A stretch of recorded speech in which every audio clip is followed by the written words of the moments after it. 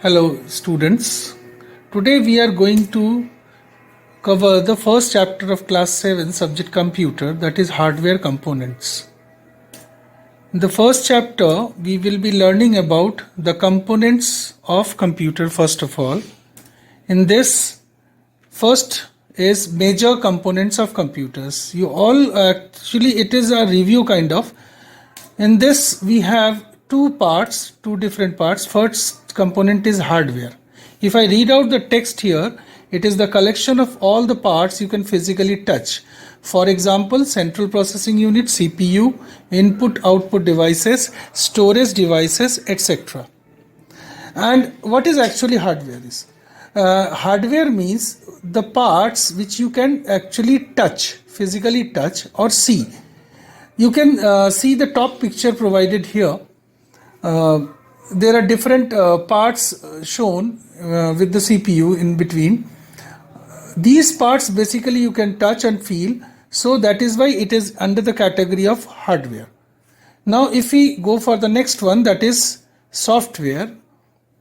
It is a set of instructions for a computer to perform specific operations. For example, Microsoft Excel, Microsoft Access, and Adobe Photoshop, etc. You have number of softwares be installed, you may have installed in your computer. All comes under the category of software. Actually the software is the part which is installed or stored in your computer's memory, which you cannot touch physically, but you can see on your screen, or you can print it through printer. All right. So this is the major components of computer. We'll go to the next screen that covers the types of hardware. Now if you go on with the types of hardware, first part is internal hardware. The parts of computer are often referred to as components, are known as internal hardware, such as CPU, drives, different drives like CD-ROM, DVD, floppy, hard drive, etc. Even modem, motherboard, etc. also coming under internal hardware. You can follow the top picture, some of the internal hardware shown over here, like the CPU, RAM chips, and fan, motherboard, etc. Some different cards are also shown over here. This comes under internal hardware category, because if we say simply that the parts which are inside the CPU cabinet normally. Okay, so the next thing is external hardware. The different devices which are usually called peripherals are known as external hardware, like monitor, LCD, keyboard, mouse, scanner, printer, speaker, etc. You may attach many other things which are not stated over here, like joystick or any other things you can attach with your computer.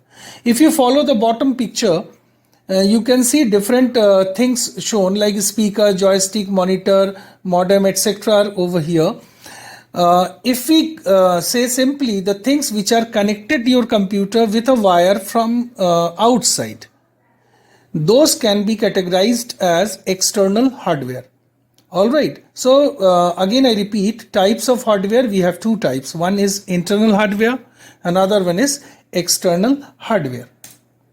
Now I will jump to the next one, that is central processing unit. This is the major, very important thing according to your syllabus, that is CPU.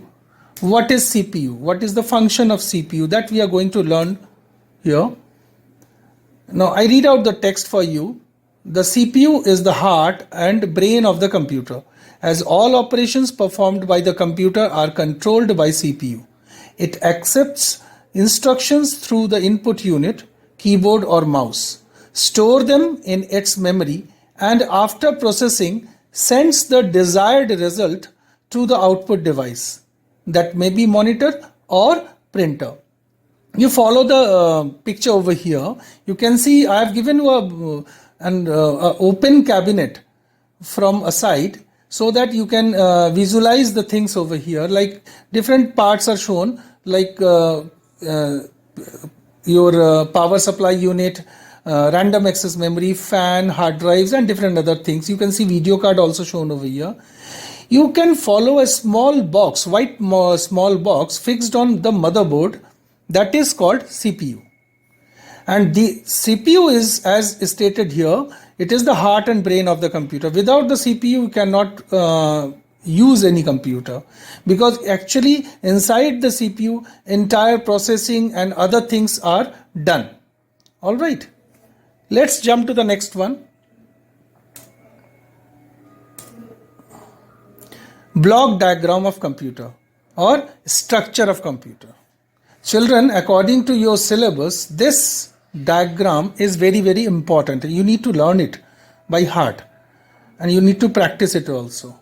See here, these arrows which I were given here is not showing the data flow from one, means how the data is flowing from top to bottom. It's not like that.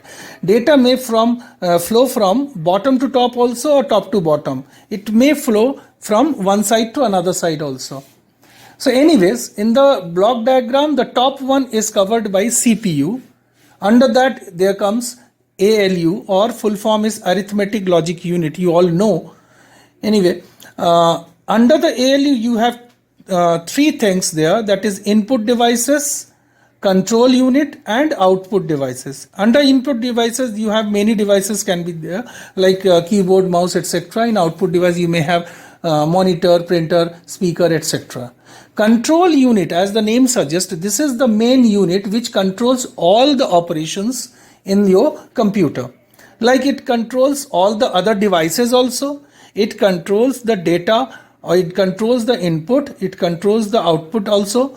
So we can say in a simple word that control unit is basically a traffic inspector, which means who controls all the data or devices, who will be doing what or what will be going where. Now under this there is a section internal memory. Internal memory means the memory which is fixed inside the computer, that is random access memory, in short RAM, and read only memory, in short ROM. ROM is basically not used while the processing or any work is going on in a computer. ROM is basically used by the computer itself for its own settings when the computer starts. But random access memory is used when we work on anything on the computer, like if you're drawing anything on a MS Paint, if you're writing anything in Microsoft Word or anything, that time the data is stored in random access memory. Now here you can see the secondary memory is outside of the chart.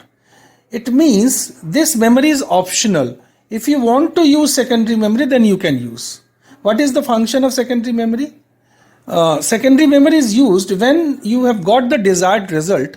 Then if you want to store the result, means the file or whatever you have done on the computer for your further use in future, you can save the things in secondary memory. Though we all these things will be discussed in the later section of the video, next video.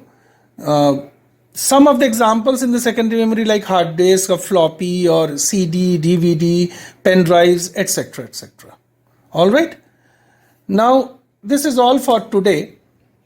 In the next video we will be covering the basic units of central processing unit, different types of disk drives, and SMPS, which is basically a very important part of your CPU or your computer, where the whole entire power supply is going on. We will be discussing it later on in the next video.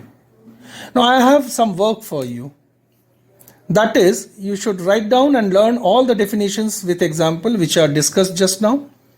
And you need to practice the block diagram which I have shown here, and you need to practice by heart so that later on you can draw it by your own. All right. Thank you very much for now. See you in the next video.